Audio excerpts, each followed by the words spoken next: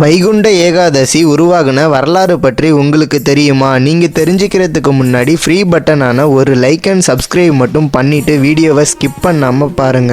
முரண் அப்படிங்கிற அரக்கன் தேவர்களுக்கும் முனிவர்களுக்கும் பெரும் தொந்தரவு கொடுத்துக்கிட்டு இருந்திருக்கான். அந்த அரக்கனோட தொந்தரவை தாங்கிக்க முடியாத தேவர்கள் விஷ்ணு பெருமான் கிட்ட பாதுகாப்பு கேட்டு போயிருக்காங்க.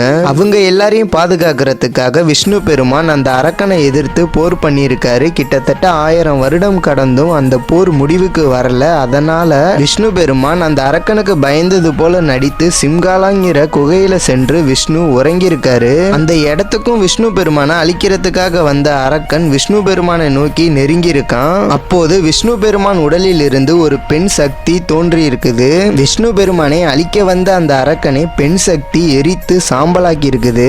அதோடு தூக்கத்துல இருந்து விழித்த விஷ்ணு பெருமான் அந்த பெண் சக்தியை பார்த்து ஏகாதசின்னு அழைச்சிருக்காரு. அன்னையிலிருந்து ஏகாதசியை நினைத்து விரதமிருந்து வழிபடுபவர்களுக்கு அனைத்து நன்மைகளையும் நான் செய்வேன் என்று விஷ்ணு பெருமான் வாக்கு கொடுத்திருக்காரு. இதனால தான் வைகுண்ட ஏகாதசி அன்னைக்கு எல்லாரும் விரதம் இருந்து விஷ்ணு கிட்ட வேண்டிக்கிறாங்க.